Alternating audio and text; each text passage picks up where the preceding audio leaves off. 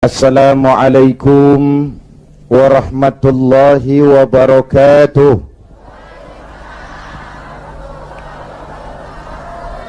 Alhamdulillah wassalatu wassalamu ala rasulillah Sayyidina Muhammad ibn Abdullah wa ala alihi wa sahbihi wa mawalah, amma ba'du. Para ulama yang saya muliakan, para pejabat baik sipil, TNI dan Polri, hadirin hadirat ma'asyiral muslimin yang berbahagia. Alhamdulillah malam ini kita dapat bertemu dan berkumpul di tempat ini mengikuti tabligh akbar yang diselenggarakan oleh DPC bekerjasama dengan GMK dalam rangka Maulid mensyukuri nikmat kemerdekaan. Hadirin yang saya hormati, apa hubungan Islam dengan kemerdekaan? Pertama, Islam telah memberikan sugesti, dorongan, semangat, rangsangan kepada orang-orang tua kita dulu untuk bangkit berjuang melawan penjajah. Islamlah agama yang mengajarkan bahwa cinta tanah air bagian daripada iman. Betul? Hubbul watan minal iman. Tanah air kita bukan Aljazair. Tanah air kita bukan Palestina, bukan Arab Saudi, bukan Yaman. Tanah air kita mencintai Indonesia juga bagian daripada iman. Yang datang menjajah kebetulan kafir. Ini cikal bakalnya nih. Yang datang menjajah kebetulan kafir. Bertemulah cinta tanah air dengan semangat jihad yang diajarkan agama. Maka bangkitlah para ulama dengan jamaahnya, kiai dengan santrinya, bahu-membahu bersama tentara berjuang melawan penjajah Belanda. Pernah lihat gambar Imam Bonjol?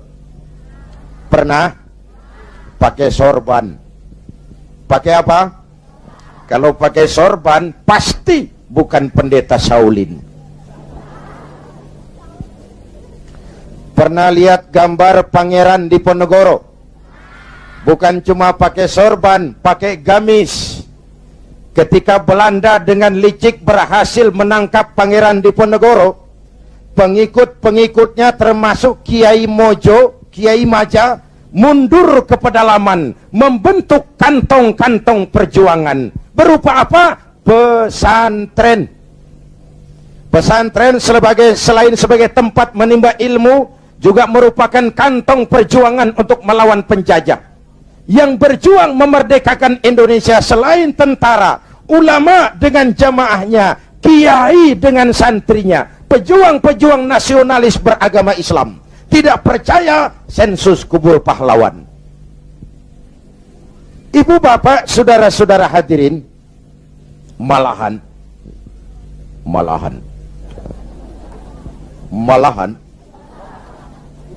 Bung Tomo, tokoh 10 November yang dikenal sebagai Hari Pahlawan, dalam satu pidatonya di Jakarta, saya ingat almarhum Bung Tomo pernah bilang begini. Ini pidato Bung Tomo, saya ulang. Andai kata tidak ada kalimat takbir, ini ucapan Bung Tomo. Andai kata tidak ada kalimat takbir, saya tidak tahu, kata Bung Tomo, dengan apa saya harus menggerakkan putra-putra terbaik bangsa untuk bangkit berjuang melawan penjajah. Begitu Allahu Akbar, semangat jihad menggelora. Belanda kecil, mati tiket ke surga. Coba pakai kalimat lain, nggak serem. Woi, perang, perang, malah mundur orang. Tapi begitu Allahu Akbar, kalimat ini refleksi dari nilai keyakinan. Ibu bapak, saudara hadirin yang saya hormati, Ketika itu pilihan perjuangan cuma dua, merdeka atau mati. Betul? Orang-orang tua kita berjuang gak mikirin nanti saya jadi bupati di mana kalau merdeka, nanti saya dapat kursi apa kalau merdeka. Tidak. Ikhlas membela tanah air sebagai bagian daripada nilai-nilai keimanan.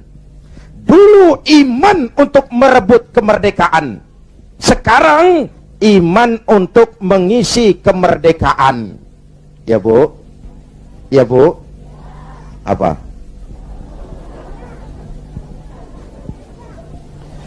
Kalau sekarang kita mensyukuri kemerdekaan, jangan pernah lupa kemerdekaan yang kita nikmati ini ditegakkan di atas keringat, air mata, darah, dan nyawa orang-orang tua kita yang mereka tidak sempat menikmati kemerdekaan negara ini. Jangan kotori darah mereka dengan togel, kata Ustaz tadi. Jangan kotori darah mereka dengan perbuatan tercela di atas republik tercinta ini. Jangankan adik-adik saya yang lebih muda, saya saja kalau ditanya, Saudara Zainuddin, apa jasamu dalam menegakkan kemerdekaan? Saya jawab, tidak ada.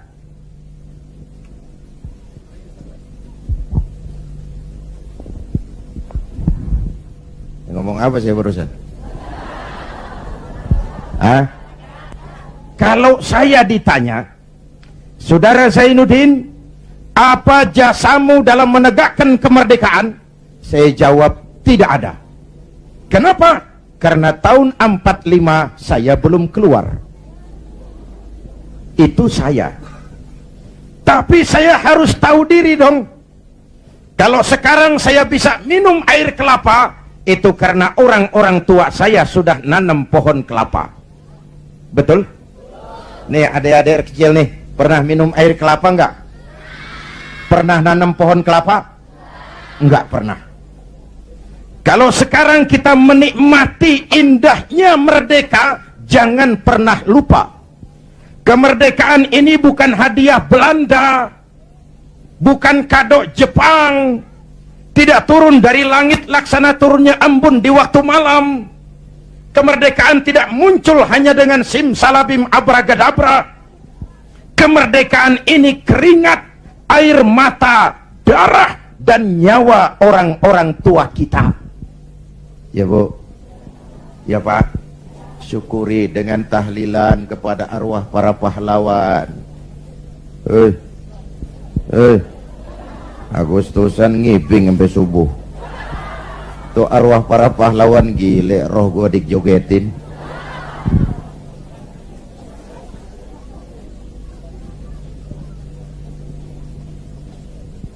Oke, dulu iman untuk merebut kemerdekaan, sekarang iman untuk mengisi kemerdekaan. Selama ini pembentukan SDM kita cuma berorientasi pada pengisian otak, penataran tiap hari, pendidikan keterampilan di sana sini, tapi hati sering kosong, agama dangkal, keyakinan rapuh, akhirnya moral rendah. Pantas yang disuruh ngurus laut malah jadi bajak laut, yang disuruh ngurus hutan rame-rame jadi orang hutan, yang disuruh ngurus beras malah nimbun beras, yang disuruh ngurus hukum malah bikin hukum kayak pisau.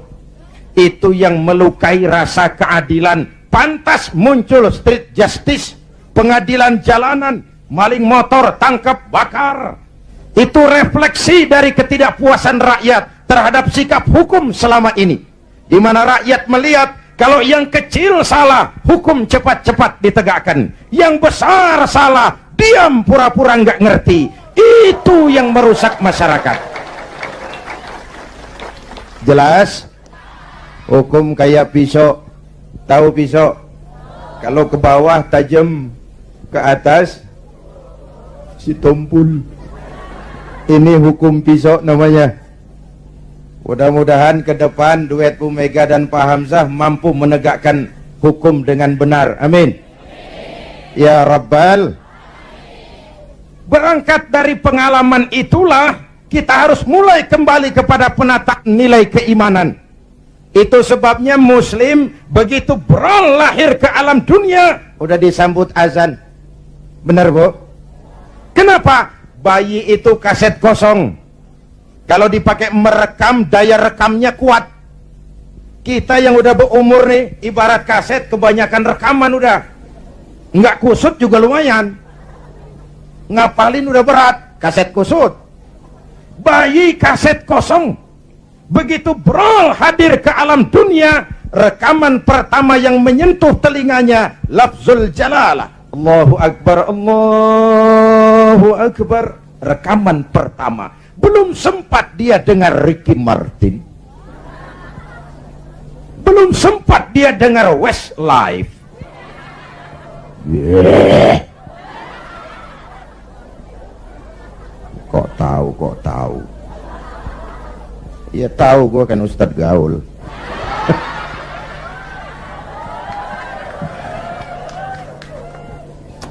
Suara pertama yang masuk telinganya Allahu Akbar, suara iman. Ya Bu, itu artinya apa? Pesan pertama orang tua. Nah, kamu nanti boleh jadi tentara, tapi tentara beriman. Kamu boleh jadi polisi, asal polisi beriman. Jadi pejabat, pejabat beriman. Jadi pedagang, pedagang beriman. Jadi petani, petani beriman. Jadi nelayan, nelayan beriman. Jadi teknokrat, teknokrat beriman. Jadi seniman, seniman beriman. Jadi artis, artis beriman. Jadi maling. Nggak ada, mana ada maling beriman. Kalau iman landasannya insya Allah aman. Betul? Dengan mensyukuri nikmat kemerdekaan, ayo kita mengadakan recovery terhadap sikap mental selama ini. Berangkat lagi dari nilai keimanan. Jaga baik-baik, wariskan kepada anak-anak kita. Peristiwa kemarin, bulan kemarin, apa perubahan terjadi begitu cepat. Mulai dari digelarnya sidang istimewa, dicabutnya mandat Gus Dur, dikukuhkannya Bu Mega sebagai presiden, dipilihnya Pak Hamzah Has sebagai wakil presiden. Kalau kita berangkat dari nilai keimanan, maha benar Allah, wa tilkal ayyamu nudawiluha bainan nas. Hari itu kami putar di antara manusia. Ada saat datang, ada waktu pergi. Ada hari lahir, ada saat kembali. Ada waktu dilantik, ada saat menyerahkan jabatan. Hidup cuma nungguin giliran. Maka kalau lagi di atas berkuasa, jangan busung dada dan lupa daratan. Kalau lagi nyungsep di bawah, jangan putus asa dan protes Tuhan. Hei. Hei. Hei. Ayo tetap husnuzon, baik sangka kepada Allah. Hidup cuma nunggu giliran. Jabatan bukan lagi kekuasaan dan fasilitas. Jabatan sekarang kerja bakti, peras keringat, banting tulang, negara lagi sakit, ekonomi terpuruk, keutuhan bangsa dalam ujian, dan rakyat menunggu perubahan. Betul? Betul? Kalau jabatan cuma dianggap kekuasaan, kalau jabatan cuma dianggap fasilitas, biasanya itu maling timba. Ini jabatan titipan, harta titipan, ilmu titipan. Namanya titipan kan sebentar. Jangankan harta Pak, roh nih, roh yang menyebabkan kita hidup, itu sekedar hak guna pakai. Nggak punya sertifikat, bodong. Sekadar hak guna pakai. Kalau yang punya mau ambil, innalillahi wa inna ilaihi. Ruh saja nggak bisa kita pertahankan, apalagi jabatan, apalagi harta, apalagi hidup ini. Hadirin yang saya hormati, hidup cuma nunggu giliran. Jelas? Jelas? Satu, hubungan Islam dan kemerdekaan. Yang kedua, Iya, saya cuma ngelihat jam. Reseh amat sih. Udah dengerin aja dah.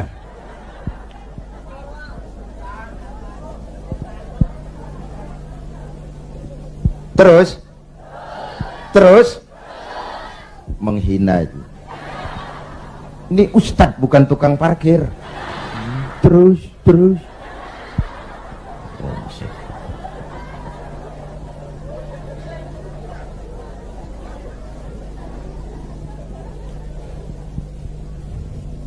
yang kedua, setelah merdeka kita mulai menata negeri ini, membentuk wawasan Nusantara dari Sabang sampai Merauke. Indonesia kita yang begini majemuk, begini beragam, disatukan oleh cita-cita membangun Indonesia ke depan. Agama yang memberikan dorongan ke arah lahirnya persatuan dan kesatuan adalah Islam. Ia membebaskan manusia dari ras diskriminasi. Dari mana ke orang datang, apa ke warna kulitnya, dari suku apa ke ia dilahirkan, kalau akidahnya sama, itu kan saudara kita. Benar? Benar? Semalam saya cerita nih, saya mau cerita, mau dengar nggak? Saya punya teman, Pak. Teman saya ini doktor dari Harvard University, Amerika. Kenalan sama saya pada waktu saya berada di San Francisco.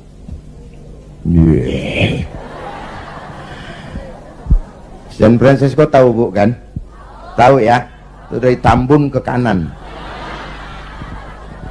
Tahu.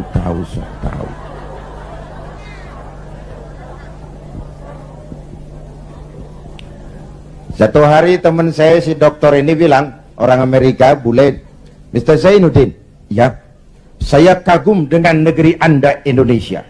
Giliran saya kaget. Ada dokter dari Harvard. Harvard itu perguruan paling bergengsi di Amerika. Dia menyatakan kagum dengan Indonesia.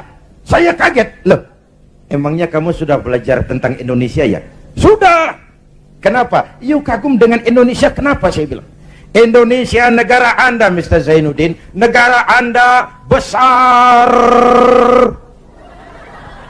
Dalam rangka mensyukuri kemerdekaan, kita bangga dulu jadi anak bangsa. Negara kita besar enggak? Masya Allah, Masya Allah. Republik Indonesia kita ini 17.000 pulau. 17.000 pulau. Allahu Akbar. Itu belum termasuk Pulau Gadung dan Pulau Gebang. Tambah 2 kalau itu masuk.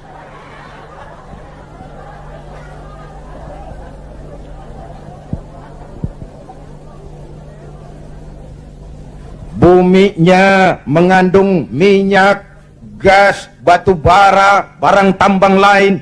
Lautnya kaya, hutannya kaya. 17.000 pulau terhampar sepanjang garis khatulistiwa, hijau, ranau, subur, makmur, Kemah, Ripah, Loh, Jenawi, Toto, Tentrem, Kertoraharjo.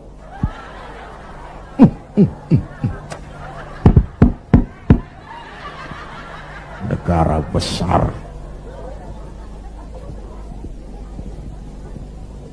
Sampai teman saya orang Arab lain lagi, dia bilang, "Inta Indonesia guys, Indonesia bagus." Saya bilang, bagus apanya, Arab? Indonesia negeri Anda subur, tongkat ditanam jadi pohon, namanya singkong. Tongkat ditanam jadi pohon, kami pohon ditanam jadi tongkat, mati tuh pohon.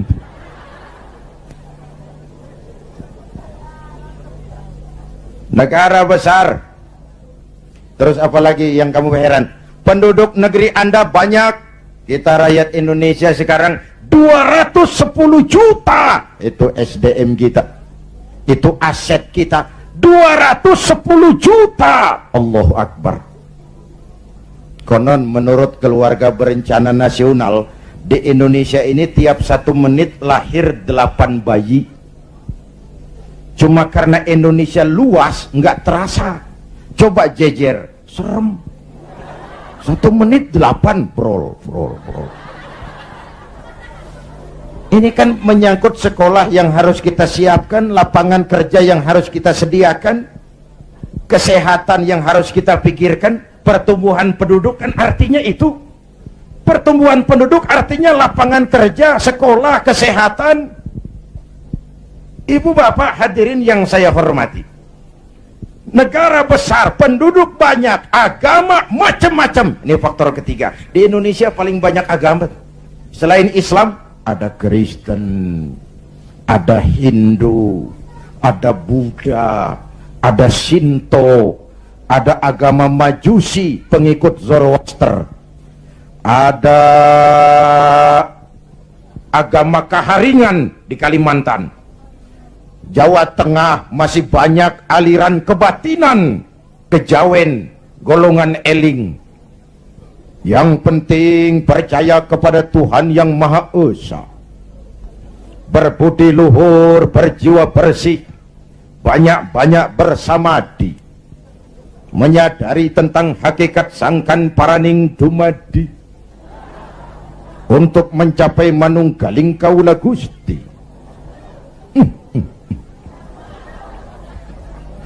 Negara besar, penduduk banyak, agama macam-macam, kok Anda bisa satu? Nah ini yang dia heran. Anda pakai lem apa? Saya bilang lemnya 2. Pertama, 87% penduduk Republik ini Muslim. Watak Islam itu rahmatan lil. Kalau besar, dia mampu melindungi yang kecil. Kalau kecil, dia mampu menjaga diri. Ini bukan umat teroris, ini umat cinta damai. Ini bukan umat biang kerok, ini umat penegak kebenaran. Kita tidak pernah cari-cari musuh, tapi kita pantang lari kalau ketemu musuh. Jelas? Jelas? Hadirin yang saya hormati, lem kedua saya bilang namanya Pancasila. Ini diterima oleh semua agama. Dengan mensyukuri nikmat kemerdekaan, ayo jaga persatuan dan kesatuan. Pagelaran bulan kemarin dalam pengembangan demokrasi kita harus jadi pelajaran betapa kita harus menghormati perbedaan. Jangan beda dianggap musuh. Kalau beda dianggap musuh, kapan kita mau dewasa? Kalau beda dianggap musuh, kapan kita mau berdemokrasi? Ayo rakyat kita dewasa, jangan terjebak fanatisme sempit. Saudara senang Zainuddin, boleh. Fanatik sama Zainuddin, jangan. Kalau buat Pak Zainuddin benar atau salah, saya bela dengan darah saya. Goblok. Yang benar belain, yang salah dandanin. Kalau salah dibenerin juga, kita menjerumuskan orang namanya. Ya Bu? Ya Bu? Ayo rakyat kita objektif, biar keluar dari dubur ayam. Kalau memang telur, ambil. Biar keluar dari dubur kiai, kalau kuning kabur. Jangan lihat kiainya, lihat yang merojol apaan. Akur? Akur? Ayo kita ambil pelajaran. Sekarang kalau para elit di atas masih suka pada bertengkar, kita rakyat nggak usah ikut-ikutan. Jadi penonton yang baik sajalah. Waktunya keplok-keplok. Namanya juga elit bang. Siang dia bertengkar, malam makan bareng di hotel. Kita di kampung udah pada ngasak golok. Urusan apa? Benar? Benar? Sebaliknya elit di atas juga kudu sadar dong. Seperti saya bilang, di mana-mana juga kalau kebo berantem sama kebo, yang rusak rumput. Kebo berantem sama kebo, yang rusak rumput. Pemimpin bertengkar sama pemimpin, yang bingung pengikut. Di mana-mana sejak dulu kalau kebo berantem sama kebo, yang rusak rumput. Maka kita menghimbau kepada para kebo, ya ini ngikutin bahasa doang, kita menghimbau kepada para kebo, berhenti dah berantem supaya rumput tumbuh subur. Amin. Kita nih rakyat kecil udah capek. 3 tahun terpuruk, di atas namain, dijadiin address, padahal kita pan rakyat kecil, tuntutan nggak banyak-banyak amat, si amat aja yang banyak. Voice of Kiai. Perangsanan saya Pak, kita nih rakyat kecil, asal keadaan aman, bisa kerja, makan cukup, anak bisa sekolah, rapi urusan. Bener? Yang mau jadi presiden si amat, si baduk, bodo amat kita mah. Ya Bu, yang penting Pak keadaan aman, bisa kerja, makan cukup, anak bisa sekolah, rapi udah. Ada rezeki dikit, kawin lagi. Umpamanya ini, umpamanya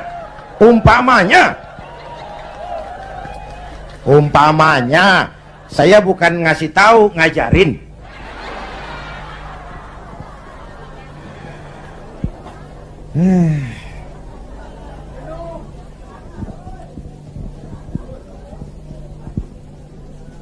Ibu bapak, saudara-saudara hadirin, jadi mensyukuri nikmat kemerdekaan, jadilah lem perekat menjaga keutuhan bangsa. Kenapa? Keutuhan kita dalam ujian, apalagi kemarin-kemarin kan istilah saya musim Pak Bendot, kipas, angin, tukang kipas gentayangan, tukang kompor lebih banyak daripada tukang lem, angetin sono, sundut sini, panasin sono, bakar sini, begitu kebakaran dia kabur, tepuk tangan, kita yang tekor. Hadirin yang saya hormati, padahal bangsa itu kayak gelas. Ini contoh.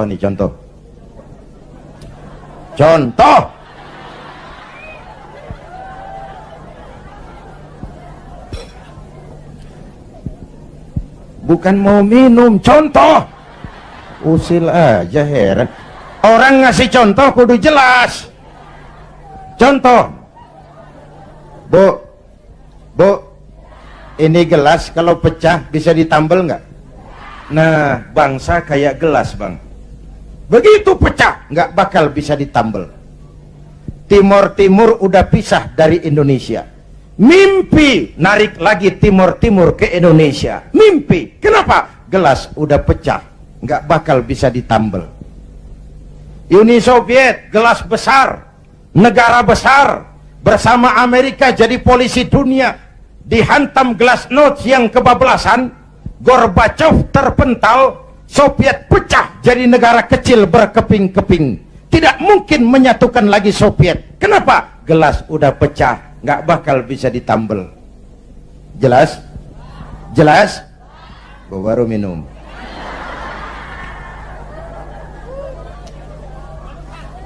Ya bagaimana aja orang nyari akal lah. Usil banget, gua heran. Iya, kalau datang minum kan gue malu amat. Mau minum aja pakai kelilingan dulu. Ayo, jangan biarkan Indonesia kita jadi gelas pecah. Jaga semangat kebersamaan. Beda boleh, marahan jangan. Bang, kaos lu hijau ya? Hijau boy. Teman kita kuning, biarin kalau dia mau. Yang satu merah, nggak apa-apa. Yang lain biru, boleh. Lu lewat sono, gua lewat sini, yang satu lewat situ, ntar kita ketemu di sono. Bisa nggak begitu? Cakep nggak urusan? Iya, jangan beda kaos merengut. Urusan apa? Jadi anggota DPR kagak, sama tetangga marah, tekor kemana-mana. Ayo rakyat, kita dewasa, berpolitik dengan rasio, jangan dengan emosi. Kayak saya kan, sekarang saya ketua Dewan Pimpinan Pusat Partai Persatuan Pembangunan. Itu pribadi saya, nanti saya cerita kenapa saya gunakan hak politik saya. Tapi saya tidak akan memaksakan pendirian ini kepada hadirin. Itu resiko saya gunakan hak politik saya pulang kampung P3. Perkara saudara, terserah, saya menghargai pendirian saudara. Mau ikut saya, alhamdulillah. Mau pilih P3, silakan. Mau berjuang dengan yang gambarnya Ka'bah, boleh. Terserah aja itu sih. Namanya hak demokrasi, nggak boleh dipaksa-paksa dong, ya nggak.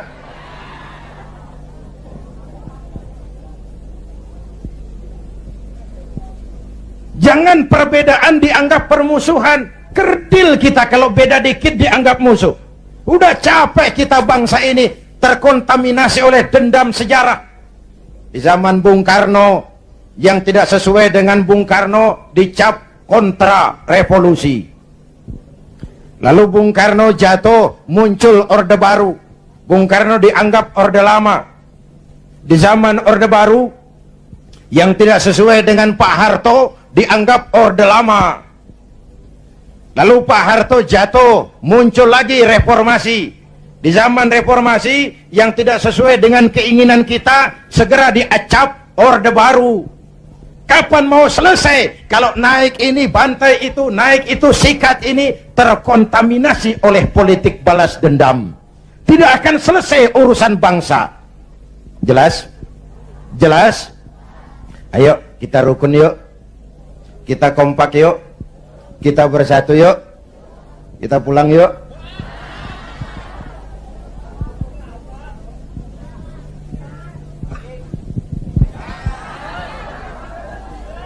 Sampai jam berapa nih? Jam 2. Jam 2. Lu ngundang apa ngontrak lu? Voice of Kiai. Jam 2, jam 2.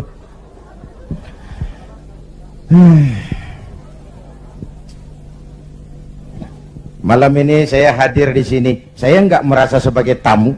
Saya hanya keluarga datang dan bicara di tengah keluarganya. Bahwa saya lahir di Kebayoran itu sih kebetulan. Saya nggak mesen. Terima jadi mau bilang apa? Belum lama di Sumatera Utara di Medan, satu tabligh akbar saya bicara di tengah keluarga besar suku Mandailing, Batak.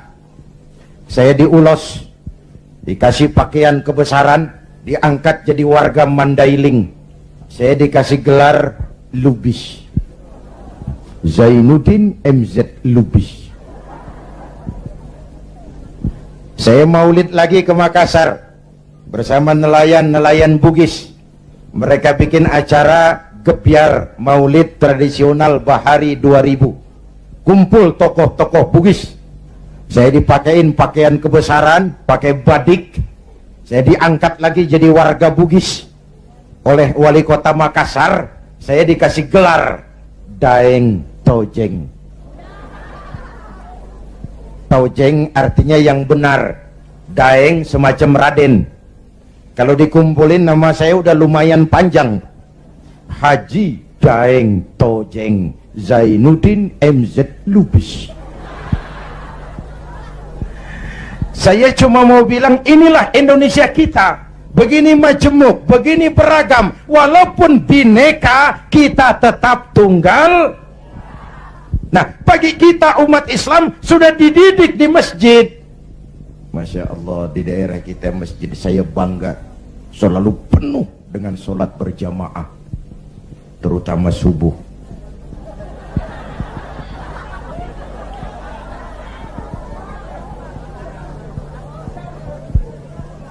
Saya tahu saya subuh sering lewat sini. Kalau udah subuh penuh sampai keluar, nggak ada yang masuk.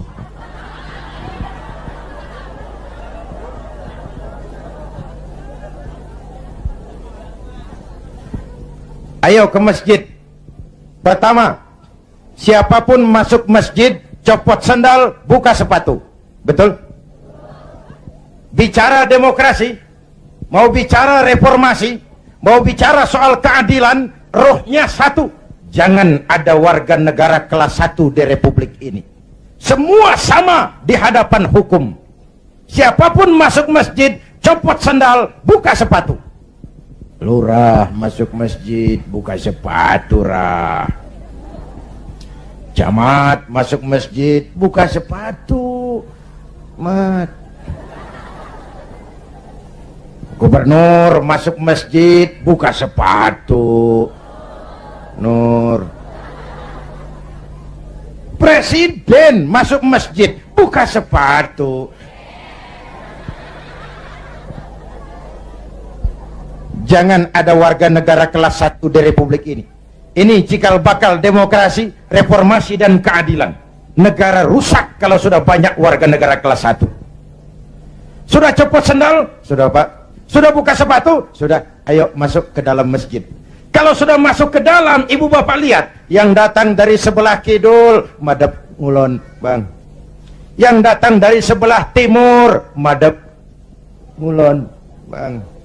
Yang datang dari utara, madep ngulon, Bang. Yang datang dari sebelah kulon, madep ngulon. Masya Allah, jiwa masjid. Bukan soal dari mana orang datang, tapi satu arah menghadapmu. Kau boleh Sunda, kau boleh Jawa, kau boleh Batak, kau boleh Ambon, kau boleh Bugis, kau boleh Aceh, kau boleh Padang, kau boleh Melayu, kau boleh Dayak, kau boleh Madura, kau boleh Betawi, tapi kita satu nusa, satu bangsa, satu. Yuk kita rukun yuk, kita kompak yuk. Lidih juga Bang, lidih tahu lidih. Lidih tak biar gede banget, kalau sendirian laler kagak mati. Bener. Tapi biar lidih kecil-kecil, kalau digabung sama lidih yang lain, diikat jadi satu, sapuh namanya, jangan laler, anjing juga gempor. Benar. Kita begitu juga, walaupun hutang kita bertumpuk, kita tetap optimis, sumber daya alam kita kaya, asal kita kompak, rukun, bersatu. Jelas? Jelas? Sudah madep ngulon semua Bang? Sudah. Ayo selenggarakan sholat berjamaah. Apa itu? Hidup berbangsa dan bernegara. Caranya bagaimana? Ya harus ada imam, harus ada makmum. Betul? Ada pemimpin, ada rakyat. Makmum siapa? Makmum mah siapa aja Bang. Ngaji dah sama kiai mana juga nggak ada pemilihan makmum. Namanya makmum tiba ngikutin siapa juga boleh. Bener Bang, orang budak tuh, budak boleh jadi makmum. Tibang makmum ngikutin doang, dia budak, dia kagak denger juga dia lihat. Bacaannya nggak fasih, boleh jadi makmum. Ketinggalan satu rakaat, boleh jadi makmum. Tapi nggak tiap orang boleh jadi imam. Kenapa? Imam mau mimpin orang banyak. Kalau imam goblok, bego, hancur sembahyang. Benar? Benar? Makanya lain kali milih imam hati-hati. Hei, yang punya masjid pada nih, kalau milih imam hati-hati.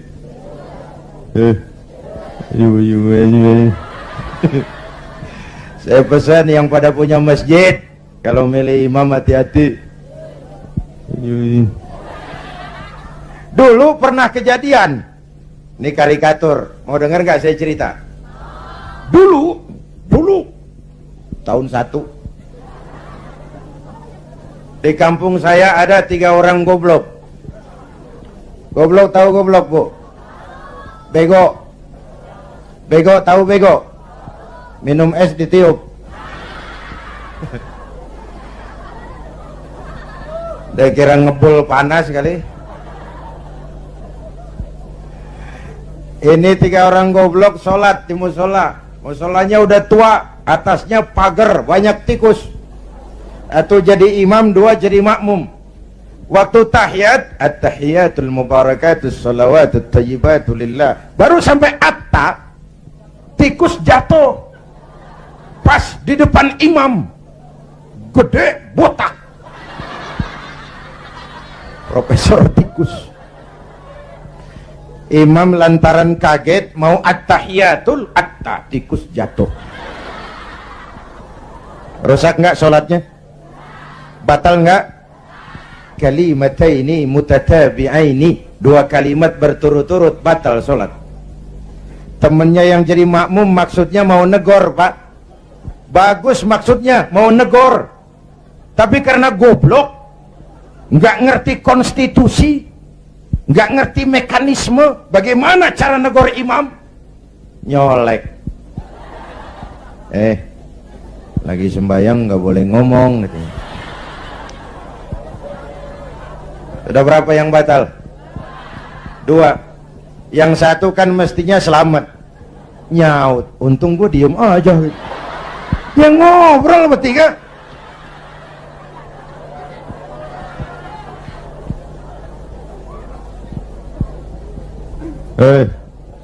Nyari imam hati-hati. Ya Pak.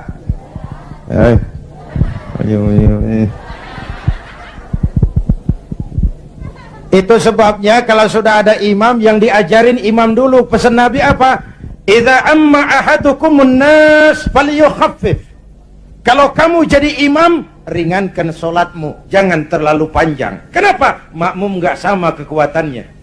Ada makmum yang tua renta, diri aja udah gemeter. Ada makmum yang punya darah tinggi, kalau sujud kelamaan palanya sakit. Ada makmum yang udah janji habis sembahyang mau terima duit. Kalau imam kelamaan kelas odan makmum.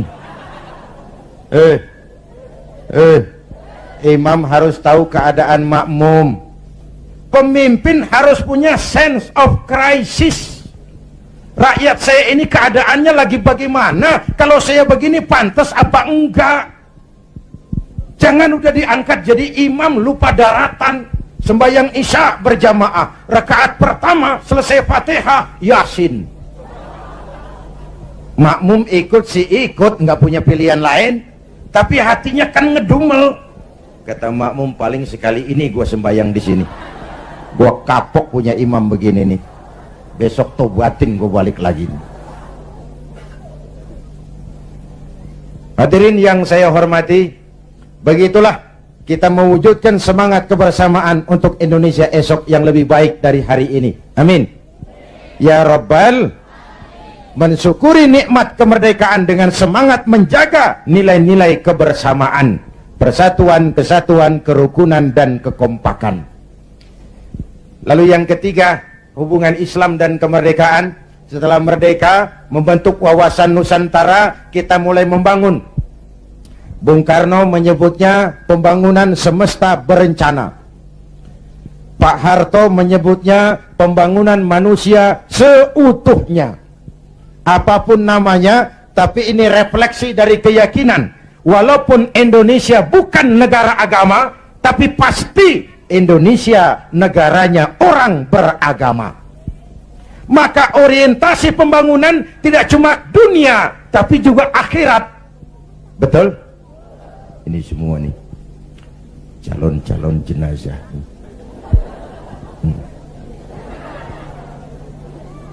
Tadi di awal saya bilang hidup cuma nunggu giliran, akhirnya giliran mati.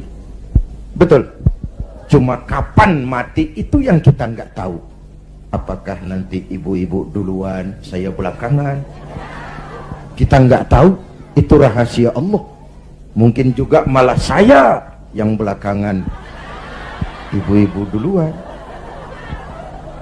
Kita nggak tahu, itu rahasia Allah. Betul?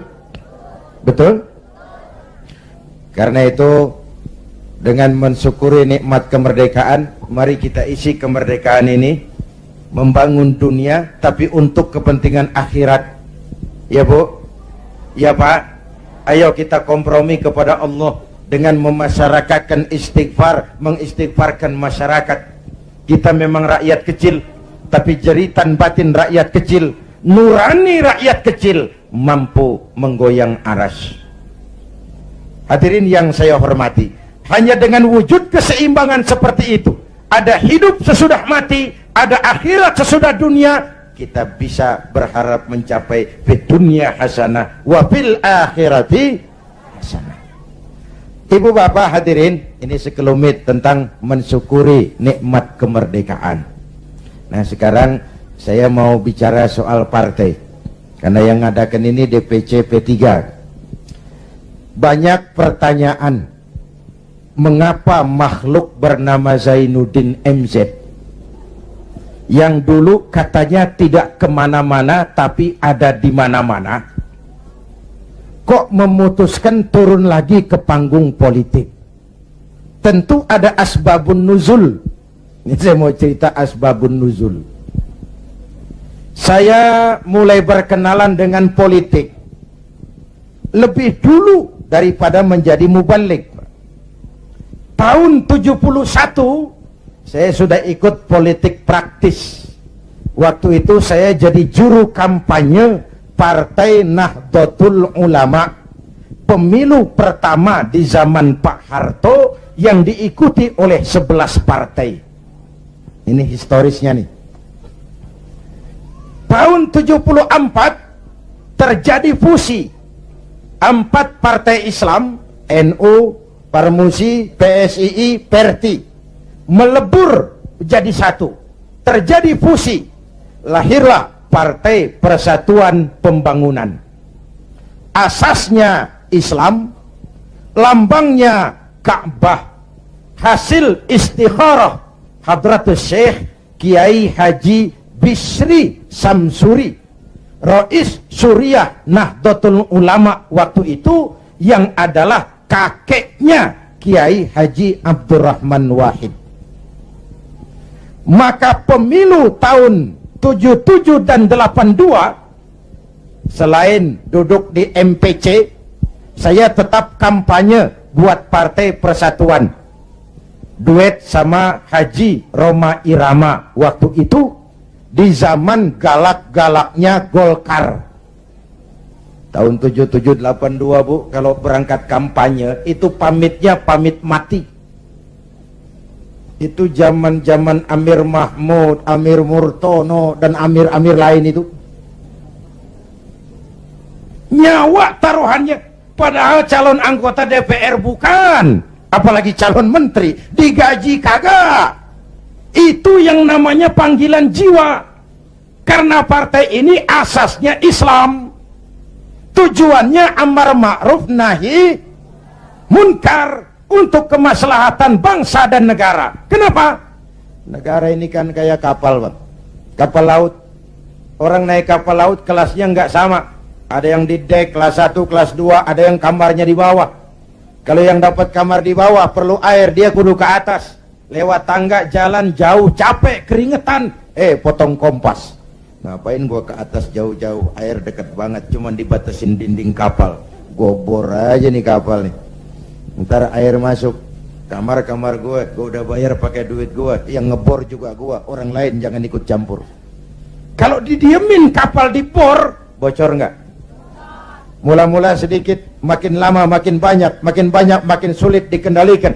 Akhirnya kapal miring, tenggelam. Kalau kapal tenggelam, yang mati yang ngebor doang. Hah? Seluruh penumpang kapal ikut tenggelam karena satu ngebor.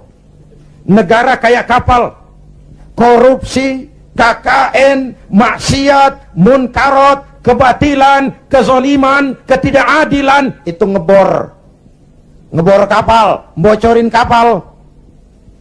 Di masyarakat juga begitu. Kadang-kadang temen ditegur ngotot, biarin aja, yang mabok gue, yang beli minuman gue mabok di rumah gue, kenapa lu pusing? Yang judi gue, pakai duit gue, kenapa lu pusing?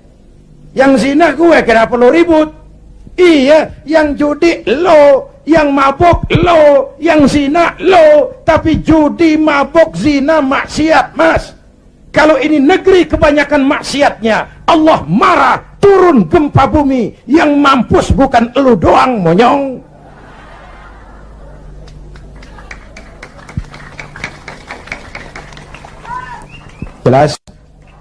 Jelas? Iya, kalau kita makan nangka kena getah sih resiko. Enggak makan nangka kena getah, sial namanya. Jelas? Nah, singkat cerita, lalu tahun 83-84 diundangkan asas tunggal Pancasila. Golkar makin tirani, makin otoriter. Tidak boleh lagi ada ormas dan parpol yang asasnya Islam. Kalau tidak mau terima asas tunggal, bubar. Maka dengan berat hati waktu itu, P3 menerima asas tunggal Pancasila daripada dibubarin. Lambangnya berubah jadi bintang. Betul? Masih ingat? Saya protes waktu itu kepada guru saya, Hadratul Mukarram Kiai Haji Dr. Idham Khalid. Ini nanti soal silsilah Pak. Beliau salah seorang pendiri P3, termasuk presiden pertama Partai Persatuan. Pak, kenapa diterima asas tunggal Pancasila? Kita harus melepas asas Islam, kan rugi. Beliau senyum, apa kata beliau? Zainuddin, ibarat warung, kita sekarang nggak boleh dagang nasi uduk, biarin aja dagang pisang goreng dulu. Sebab kalau kita dagang nasi uduk juga, warung digusur. Biarlah dagang pisang goreng dulu, yang penting masih punya warung. Nanti kalau keadaan aman, kita dagang lagi nasi uduk. Ya, Masya Allah, orang tua bijaksana. Tapi saya sudah kadang frustasi. Apa artinya lagi berpolitik kalau asasnya tidak Islam? Maka sejak tahun 84, saya mengundurkan diri dari panggung politik. Saya konsentrasi penuh kepada dunia dakwah. Ketika itulah lahir prinsip, saya tidak kemana-mana, tapi saya ada di mana-mana. Itulah politik dakwah. Itu politik dakwah. Kenapa? Waktu itu Golkar kejam, Pak. Tidak boleh ada bunga indah tumbuh di luar istana. Tidak boleh ada bunga indah tumbuh di luar istana. Maka saya harus ngatur strategi supaya saya bisa dakwah ke sana dan kemari. Saya lahirkanlah prinsip tidak kemana-mana, tapi ada di mana-mana. 97, ini cerita singkat. Mulai terjadi krisis moneter. Rupiah kita anjlok, dolar naik ke langit. Ya Bu? Ya Bu? Dari 2.500 dolar sampai 17.200, bagaimana nggak kolab? Akibat krisis moneter muncul yang lebih makro, krisis ekonomi. Sampai sekarang kita masih ngerasain. Ya Bu? Perusahaan besar ambruk, konglomerat terpuruk, hutang numpuk, pejabat ngantuk, PHK di mana-mana, lapangan kerja sulit, pengangguran meningkat, kemiskinan naik, kriminal menjadi-jadi, harga-harga kebutuhan tiap hari berlomba dan membumbung. Ini ibu-ibu di dapur kan ngerasain bener. Ya Bu, tadi udah ditanya tuh sama Ustadz kita, beras naik nggak? Naik. Minyak, kecap, bapaknya anak-anak pikir dulu baru nyaut. Naik.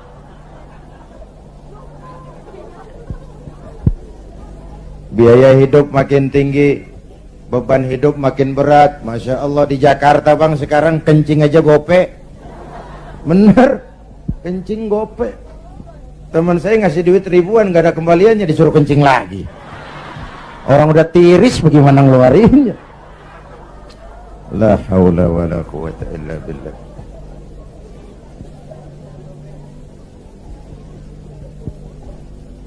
Akibat krisis ekonomi muncul yang lebih mengerikan, krisis kepercayaan. 97, reformasi bergulir, mahasiswa turun ke jalan, Pak Harto lengser. Ini turunnya Pak Harto, Pak Bu, saya punya dua catatan penting. Pertama, betapa besar arti kepercayaan. Ini kan PDIP sama P3 lagi dapat kepercayaan. Jadi orang nomor 1 dan nomor 2 di Indonesia. Nyari kepercayaan berat, menjaga kepercayaan lebih berat. Kalau dipikir-pikir, Pak Harto kok bisa turun? Apa nggak punya duit? Banyak. Apa nggak didukung tentara? Oh, sebagai presiden dia panglima tertinggi ABRI, Pangkostrat mantunya. Kok turun? Jawabannya tidak dipercaya. Tidak dipercaya. Voice of Kiai. Nih pelajaran nih. Nggak punya duit bisa minjam, nggak punya beras bisa minta, nggak dipercaya turun. Betul? Luar biasa kepercayaan itu. Ibu-ibu dari sore mau duduk besini, nggak minum, nggak makan, kan karena percaya sama saya. Bener? Entah lo nggak percaya, gue bacok lo. Bener Bu, kepercayaan penting.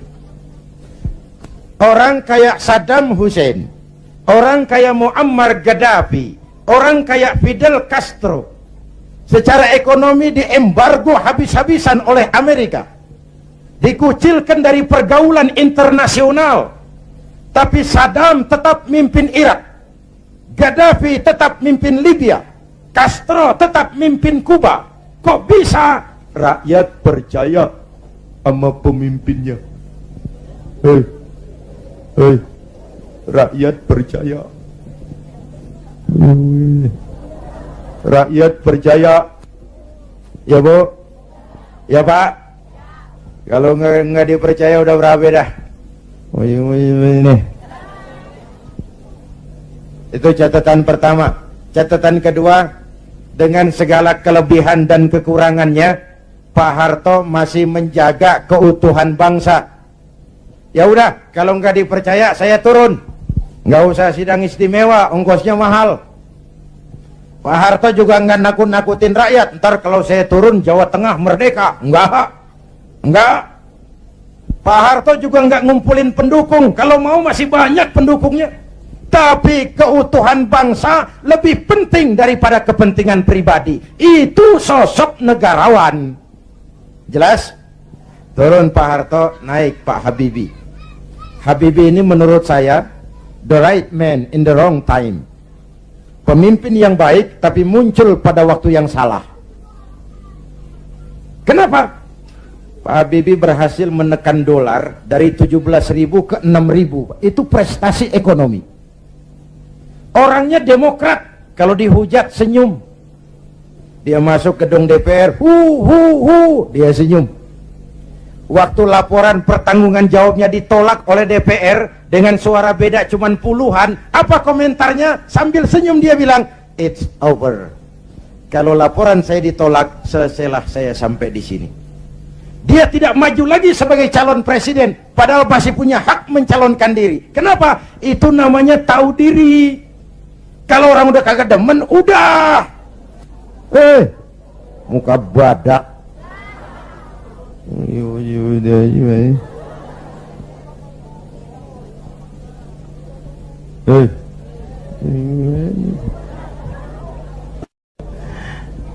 Ibu bapak hadirin, nah setelah reformasi bergulir, muncul begitu banyak partai. Betul?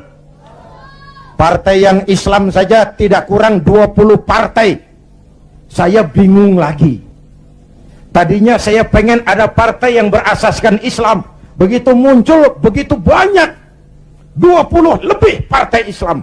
Termasuk yang tidak punya anggota. Papan nama. Makanya saya tetap tiarap. Lalu tahun 99 diadakanlah pemilihan umum. Diikuti 49 partai. Innalillahi wa inna ilaihi raji'un. 49 partai, termasuk 20 lebih partai yang asasnya Islam. Saya bingung. Ini mana teman mana lawan. Maka pemilu 99 saya tetap tiarap. Istri dan anak-anak saya turun kampanye. Ngeramehin, ya apalagi kalau bukan P3. Tapi saya tetap belum tergerak. Selesai pemilu, terbentuklah MPR dan DPR. Kemenangan rankingnya PDIP juara 1, Golkar juara 2, P3 juara 3, disusul PAN dan PKB. Menjelang sidang umum itulah saya kepada sekretaris minta dihubungkan untuk bicara dengan Pak Hamzah Has. Tolong, saya mau bicara sama Pak Hamzah. Bicara lewat telepon. Akhirnya kata Pak Hamzah, begini sajalah, kalau Kiai mau ketemu saya, jangan Kiai ke rumah saya, biar saja saya saja yang ke rumah Kiai. Maka Pak Hamzah Has pun datang ke rumah saya. Belum wapres waktu itu Pak. 3 kali pertemuan di rumah saya bilang, Pak Hamzah, saya ini merasa berdosa. Kenapa partai Islam kok cuma juara ketiga? Kenapa partai Islam tidak diminati oleh orang Islam sendiri? Analisisnya macam-macam. Mungkin ada yang tidak mengerti kalau agama dan politik tidak terpisah. Mungkin ada yang berpaham sekuler, Islam yes, partai Islam no. Mungkin juga karena kita tidak bisa menjual program-program kepada rakyat yang menyentuh kehidupan rakyat. Saya memutuskan saya mau pulang kampung, Pak. Wah, Pak Hamzah, alhamdulillah, saya bersyukur, inilah permohonan saya kepada Allah selama ini. Tapi saya bilang tolong jangan diumumkan, Pak, ini mau sidang istimewa, sidang umum, nanti dikira saya mau cari popularitas, dikira saya mau cari jabatan. Tidak, saya jadi apa itu tidak penting, yang penting saya bisa ikut membesarkan partai yang berasaskan Islam. Itu saja niat saya. Hadirin yang saya hormati, kemudian saya diangkat jadi ketua Majelis Pertimbangan Lajnah Syura Ulama'il Ka'bah. Lalu ketika Rakernas, lahirlah rekomendasi, saya ditempatkan sebagai salah seorang ketua Dewan Pimpinan Pusat Partai Persatuan Pembangunan. Jadi saya bilang selama ini saya dakwah, ya ayyuhalladzina amanu dkhulu fis silmi kafah. Hai orang-orang beriman, masuklah ke dalam Islam secara utuh. Jangan masuk Islam separuh-separuh. Kalau Islam katamu, Islamlah cara kau berdagang, Islamlah cara kau bertetangga, Islamlah cara kau berumah tangga, Islam jugalah cara kau berpolitik. Jangan masuk Islam separuh-separuh. Ya Bu, ya Bu, Bu, jawab yang jujur. Kalau masuk separuh-separuh enak enggak? Tuh kan ngeres aja kan pikiran. Tetapi saya tetap pada orbit saya. Saya tidak akan meninggalkan tugas dakwah. Dan saya bersyukur, sekalipun saya terjun kembali ke dunia politik, dakwah saya tetap berlangsung. Undangan nggak kurang, malah makin sibuk ngatur. Saya bersyukur, ya Allah, kalau begitu mudah-mudahan umat bisa menerima saya pulang kampung. Dan kalau sekarang P3 pada kabinet ini mampu meraih wakil presiden, kenapa tidak pemilu tahun 2004 kita raih kursi presiden? Asal konstitusi, kan sah saja orang punya cita-cita toh. Nah sekarang partai gurem yang kagak dapat suara aja pada minta kursi menteri. Ini tukang kursi lagi laris nih. Partai gurem yang kagak dapat pemilih pakai minta kursi juga, emang urusan apa? Kursi laku banget. Dianggap kapling pembagian rezeki. Innalillahi. Ini kerja bakti, peras keringat, cuci piring.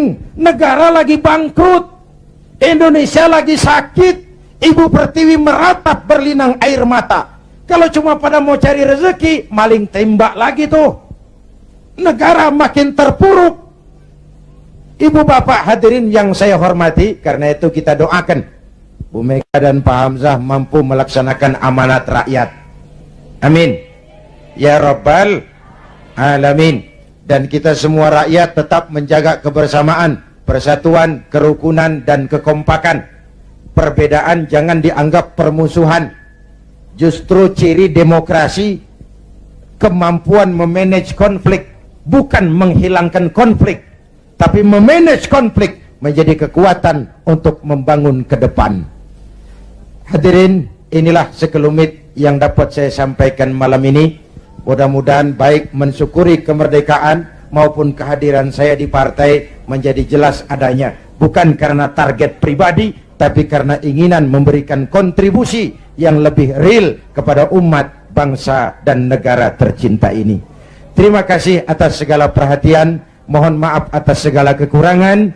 Jumpa lagi di lain kesempatan. Usikum wa nafsi bitaqwallah. Wassalamualaikum warahmatullahi wabarakatuh.